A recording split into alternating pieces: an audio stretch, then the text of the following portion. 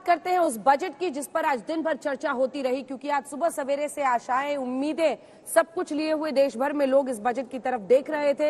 हर वर्ग को आखिर क्या दिया है सरकार ने, कैसे मिडिल क्लास को अगर आप देखें मामूली ही सही राहत होते हुए टैक्स स्लैब में दिखाई दे रही है, लेकिन दूसरी तरफ किसान हो, महिलाएं हो, युवा हो, पीएम इंटर्नशिप प्रोग्राम के तहत क्या कुछ दिया जा रहा है। आज वित्त मंत्री ने इस बजट को पेश करते हुए क्या कुछ कहा है, इस रिपोर्ट में देखिए। विशेषकर दलहन और तिलहन का उत्पादन बढ़े, किसान को भी ठीक दाम मिले, इसलिए दलहन की 3 फसल उड़द, मसूर और तूर, अरहर, वो अगर किसान पैदा करेगा तो पूरी एमएसपी पे खरीद होगी। उसके लिए समृद्धि पोर्टल भी लॉन्च किया गया है और हमारा देश दलहन और तिलहन के उत्पादन में आत्मनिर्भर बने, इस बात का प्रयत्न किया जाएगा। युवाओं और अन्नदाता वर्ग के कल्याण के साथ साथ इंडस्ट्री और इंफ्रास्ट्रक्चर को मजबूती प्रदान कर देने वाला दूरदर्शी बजट है। इस बजट में मातृशक्ति आगे बढ़ने की अमिट छाप है तो कृषि विकास एवं किसानों की खुशहाली का आधार भी है। इसमें नौजवानों को आगे बढ़ने के लिए खुला आसमान है तो गरीबों के चेहरे पर लाने वाली मुस्कान भी है। देश में नया रोजगार सृजन करेगा, next generation skilling, upskilling, reskilling की कल्पना इस बजट में की गई है। 1000 ITI को देश की इंडस्ट्री के साथ मिलके 21st सेंचुरी रिक्वायरमेंट के लेवल पे उसको तैयार किया जाएगा। एजुकेशन लोन, स्किल लोन, अनेक युवा हितैषी कार्यक्रम इस बजट में लाया गया है। हर एक क्षेत्र, चाहे वो कृषि हो, ग्रामीण विकास हो, अधोसंरचना हो, सिंचाई हो, शिक्षा हो, स्वास्थ्य हो और भविष्य के भी जो रिफॉर्म्स हमें लाने हैं, इन सभी चीज़ों को मद्देनजर रखते हुए बजट का पूर्ण रूप धारण हुआ है। तो सरकार अपनी पीठ थपथपा रही है। उनका मानना है कि बजट बहुत अच्छा है, समावेशी है, सबको कुछ ना कुछ इससे मिला है। तो वहीं विपक्ष इस पर आहें भर रहा है। एक तरफ वाह है तो दूसरी तरफ आ है। इसी पर बातचीत करने के लिए हमारे साथ कांग्रेस पार्टी के वरिष्ठ नेता मनीष तिवारी जी, पूर्व केंद्रीय मंत्री, इस वक्त लाइव जुड़ रहे हैं। मनीष जी, बहुत स्वागत है आपका आज तक पर। ज्यादातर चाहे राहुल गांधी हो, अन्य नेता हो, बार बार कह रहे हैं कुर्सी बचाओ बजट है, यानी बिहार को, आंध्र प्रदेश को बहुत ज्यादा दे दिया। तो इसकी वजह क्या है? बिहार को, आंध्र प्रदेश को ज्यादा मिला, ये वजह है, या बाकी राज्यों के साथ भेदभाव हुआ? क्योंकि कहते हैं ना, वो गाना है ना हिंदी फिल्म का कि हमसे बात ना करो तो कोई बात नहीं, किसी और को चाहोगी तो मुश्किल होगी। ये वाली मुश्किल आ गई है क्या? अंजना जी, पहले तो आपका बहुत बहुत धन्यवाद। बहुत वर्षों बाद आपके शो पे आने का मौका मिला है, तो इसमें आपकी कोई गलती नहीं है। मैं टेलीविजन आजकल करता नहीं हूँ, पर मैं 2-3 बातें आपके समक्ष रखना चाहता हूँ। देखिए, एक बजट जो सरकार की आमदनी है और सरकार का खर्चा है, उसका ब्यौरा है, और साल में एक बार वित्त मंत्री को ये मौका मिलता है कि बाकी सभी मुद्दों के ऊपर वो अपनी बात, चाहे सही हो चाहे गलत हो, संसद के समक्ष रखे। बुनियादी बात यह है कि पिछले 3-4 वर्ष से जो सरकार का वित्तीय घाटा है वो 16 लाख करोड़ के इर्द गिर्द घूम रहा है। इसका ये मतलब है कि सरकार कर्जा लेकर अपना खर्चा चला रही है। ये कोई शुभ संकेत नहीं है अर्थव्यवस्था के। दूसरी बात यह है कि अगर आप इसको एक व्यापक परिप्रेक्ष्य में दें तो 2014 से लेकर 24 तक जो हमारा राष्ट्रीय डेट है, जो हमारे ऊपर कर्जा है, वो 113 लाख करोड़ रुपए से बढ़ा है। 55 लाख करोड़ रुपए कर्जा था 2013-14 में, और वर्ष 2024-25 में ये लगभग 180 लाख करोड़ हो जाएगा। तो इसका ये मतलब है कि सरकार निरंतर और लगातार इंफ्रास्ट्रक्चर के लिए नहीं, कैपिटल एक्सपेंडिचर के लिए नहीं, पर अपना खर्चा चलाने के लिए कर्जा ले रही है, और ये कर्जा आने वाली जो पीढ़ियां हैं उनको चुकाना पड़ेगा। तो ये सबसे चिंताजनक बात है इस बजट की, जो एफआरबीएम टारगेट्स हैं। देखिए, आप समझ सकते थे कि वर्ष 20-21 में, 21-22 में कोविड का असर रहा, उस समय सरकार की जो आमदन है और सरकार का जो खर्चा है उसमें एक बहुत लंबा चौड़ा फर्क आ गया था।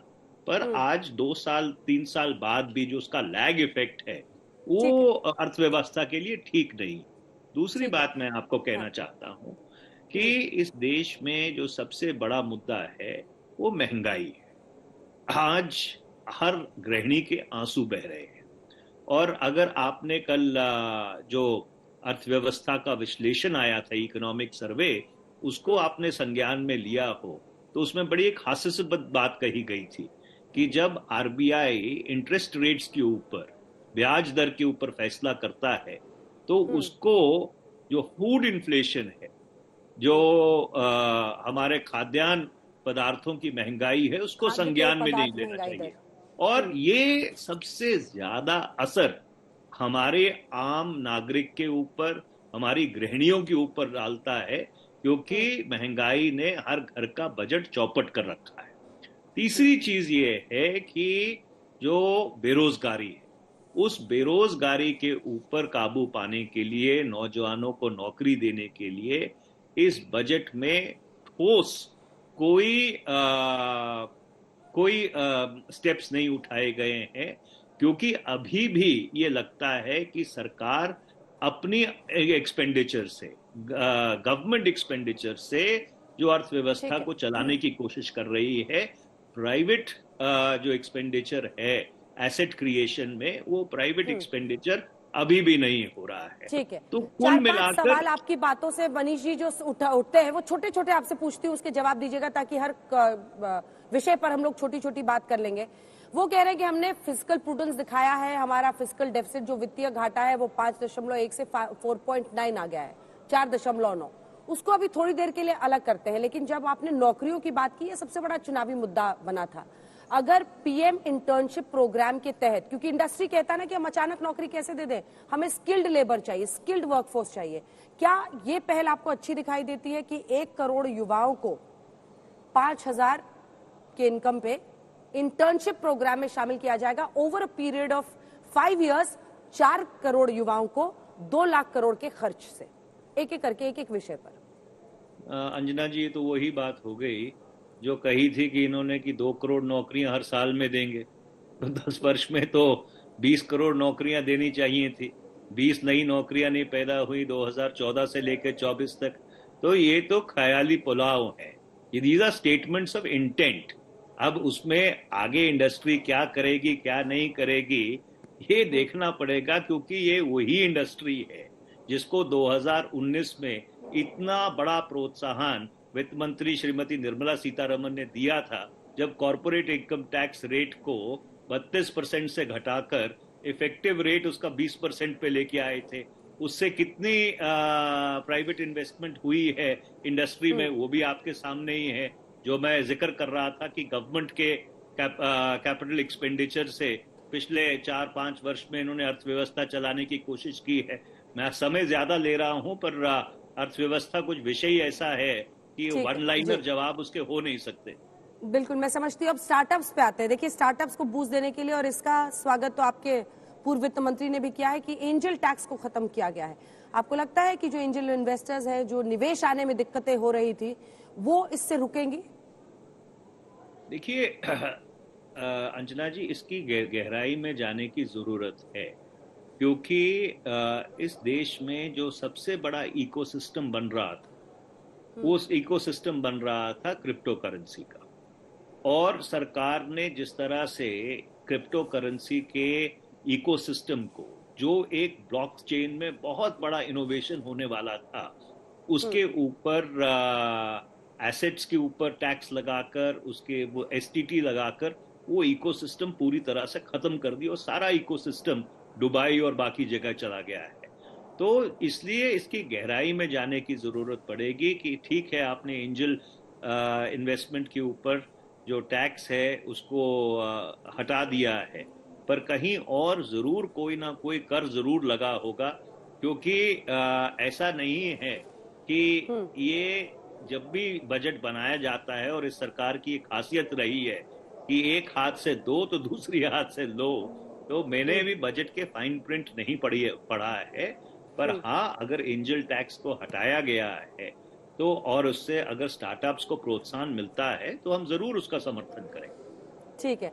अब अगला प्रश्न वही है जो आपके नेता राहुल गांधी ने ट्वीट किया है, कुर्सी बजाओ बजट है। बिहार को, आंध्र प्रदेश को लंबे वक्त से उनकी ये डिमांड थी कि उनको विशेष राज्य मिले, उनको विशेष पैकेज मिले। अब जब 58,000 करोड़ बिहार को या 15,000 करोड़ आंध्र प्रदेश को मिल रहा है, बीजेपी कह रही है कि ये इसलिए नाराज हो रहे हैं क्योंकि ये नहीं चाहते हैं कि इन राज्यों का भला हो। इस पर आपका जवाब? देखिए, एक वो अंग्रेजी का प्रोवर्ब है, the tail wags the dog. तो जो कोएलिशन कंपल्शंस हैं इस बजट के ऊपर इतने बड़े बड़े अक्षरों में लिखी गई हैं कि उसको पढ़ने के लिए आपको ऐनक भी लगाने की जरूरत नहीं पड़ती। मैं ये पूछना चाहता हूं कि बिहार और आंध्र प्रदेश से इतना प्रेम था तो पिछले 10 वर्ष में वो प्रेम क्यों नहीं जागा? ये 11वें वर्ष में क्यों जागा है जब उन बैसाखियों के सहारे आपकी सरकार चल रही है? तो ये पॉलिटिकल कंपल्शंस का, अंजना जी, शायद पहला पुख्ता प्रमाण है कि जो सरकार अभी तक कहती आई है कि भाई हम पूरी तरह से इन कंट्रोल हैं, जिस तरह से बिहार और आंध्र प्रदेश को एलोकेशंस दिए गए हैं, जो एलोकेशंस पिछले 10 वर्ष में नहीं दिए गए, वो पूरी तरह से ये प्रमाणित करता है कि बैसाखियां व्यक्ति से कहीं ज्यादा शक्तिशाली है। मनीष तिवारी जी, सांसद, कांग्रेस पार्टी के पूर्व केंद्रीय मंत्री, बहुत बहुत धन्यवाद आपका हमारे साथ जुड़ने के लिए आज तक पर। आपका बहुत बहुत धन्यवाद अंजना जी। धन्यवाद।